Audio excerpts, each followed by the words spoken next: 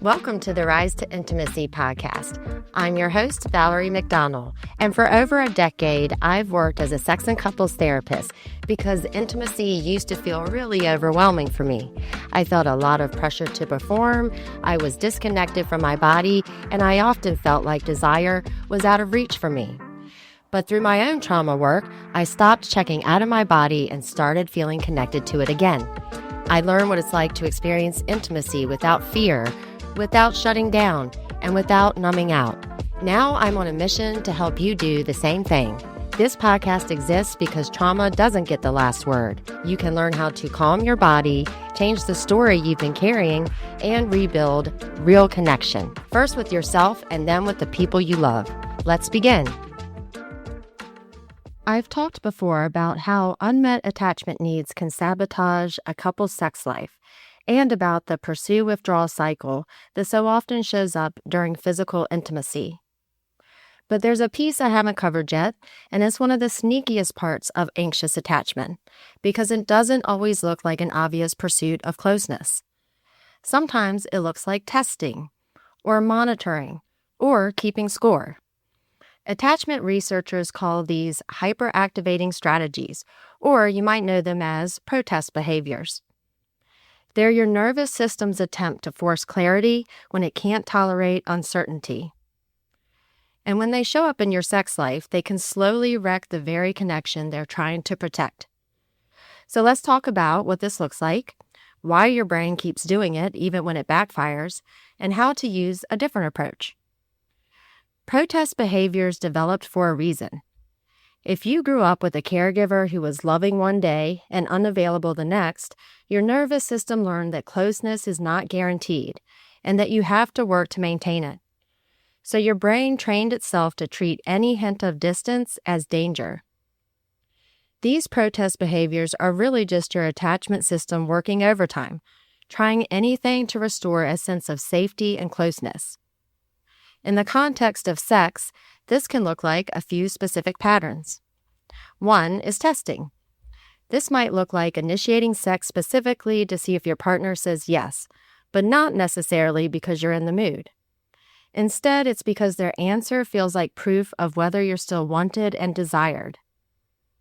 Another is monitoring. This looks like tracking how long it's been since you last had sex, and using that number as a barometer for how the relationship is doing overall. A third is jealousy used as reassurance seeking. This can show up in a subtle way, like bringing up an attractive coworker or an ex, not necessarily to be hurtful, but almost testing whether your partner still finds you desirable enough to react.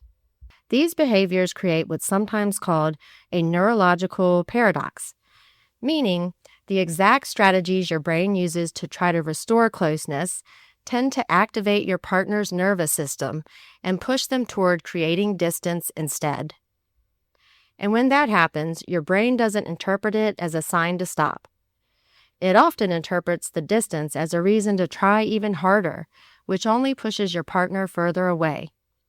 So the pattern gets reinforced and repeated, even though over time it's actually eroding the closeness you're both craving. This matters during sex because it's already the most vulnerable way two people connect. So when protest behaviors show up in relation to your physical intimacy, they carry more weight than they would almost anywhere else. Understanding which protest behaviors you use is part of the work. So let's get into some tips you can use to help change these patterns when they show up. Tip 1 is noticing it in your body before it has time to influence your behavior. Most of the advice out there tells you to notice a thought and interrupt it. But sometimes, by the time you're aware of the thought, your nervous system has already been activated for several seconds, and sometimes longer. So instead of starting with the thought, I want you to start with the body. Research on emotional surges has found that the physiological wave of an intense emotion, like the flush of adrenaline, tends to move through your body in about 90 seconds if you don't feed it with more thoughts. The problem is most of us don't let it pass, because the moment it starts, we're already texting our partner to check in, or asking them a loaded question, or initiating sex to settle the feeling. We interrupt the wave before it has a chance to move through us. So the next time you notice the early physical signs, pause and try this instead. Take a slow breath in for a count of 4, hold it for 4, then let it out slowly for a count of 6 or 7. Setting a timer if that helps you stay with it.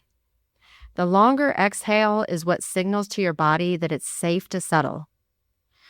Be sure you don't judge the feeling and don't try to talk yourself out of it. Just notice it moving through your body. You're not trying to make the feeling disappear. You're just giving yourself at least 90 seconds before you let that feeling call the shots. And it sounds simple, but that short pause can completely change how the next few minutes go.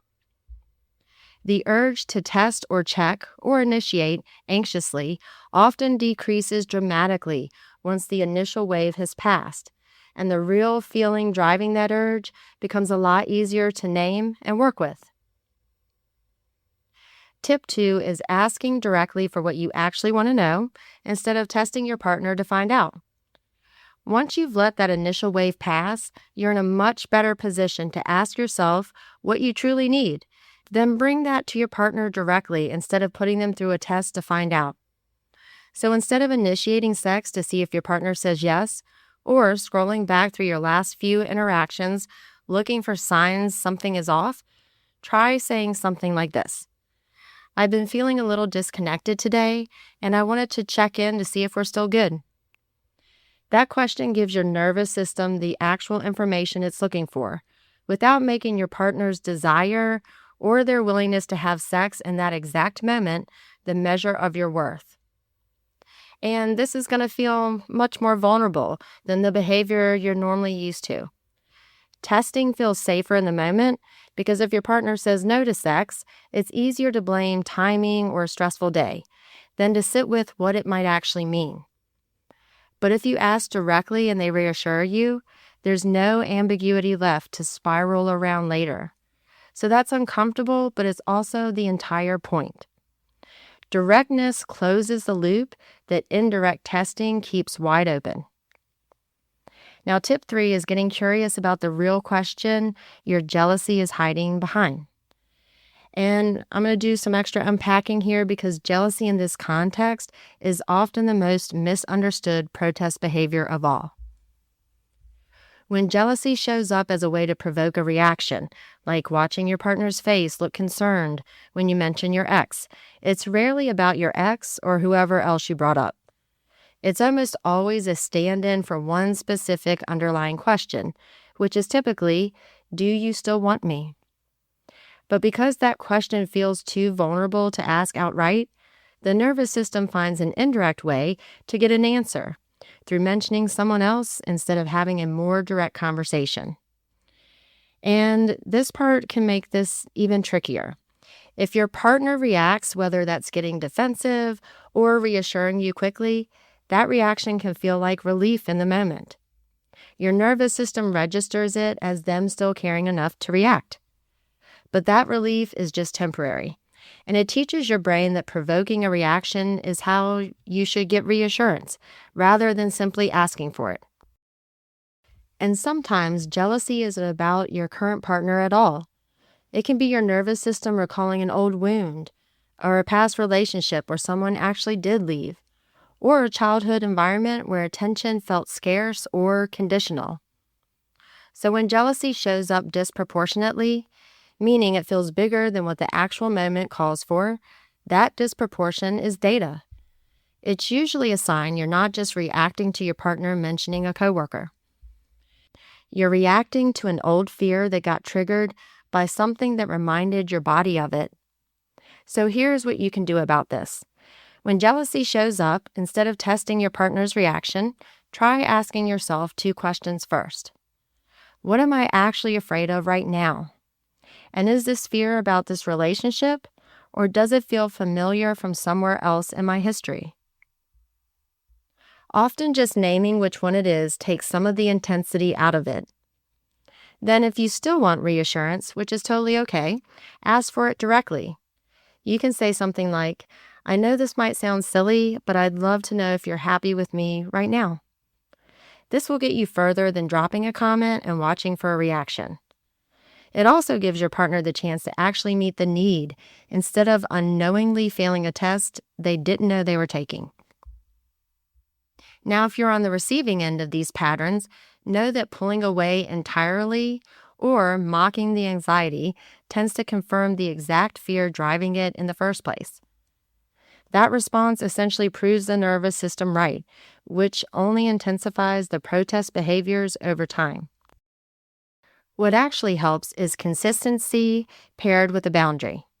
This might sound like, I want to reassure you, and I also need us to talk about this directly instead of through testing. Or if your partner brings up an ex in a way that feels like it's fishing for a reaction, instead of getting defensive or ignoring it, you might say something like, when you mention things like your ex or seeing someone attractive at the gym, I wonder if you're actually wanting to ask me something about our relationship, or needing to hear that I want you right now. That question can completely shift the interaction because it gently names the pattern without shaming the person caught in it. And it invites the real conversation to happen instead of leaving room for more testing. If any of this sounds familiar, know that these patterns are learned. They're not permanent, and understanding them is already the first step toward changing them. It means your nervous system learned a survival strategy a long time ago and is still trying to protect you the only way it knows how. The work isn't to stop needing reassurance. It's learning to say what you need instead of waiting to see if your partner passes a test.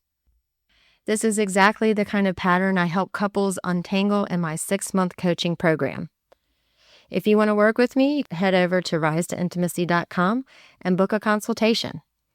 You can also sign up for my free weekly newsletter, The Quickie, where I provide tips and tricks to help you strengthen intimacy with your partner. Thanks so much for listening. I'll see you next week. Thanks for listening to the Rise to Intimacy podcast. If today's episode resonated with you, know that healing is possible and you don't have to do it alone. If you're enjoying the show, please leave a rating and review for us at ratethispodcast.com/rise. It really helps others find us, and I'm so grateful for all your support. You can learn more about my coaching packages for individuals and couples at risettointimacy.com. And remember, sex therapy isn't for people who are broken. It's for people brave enough to look beneath the surface.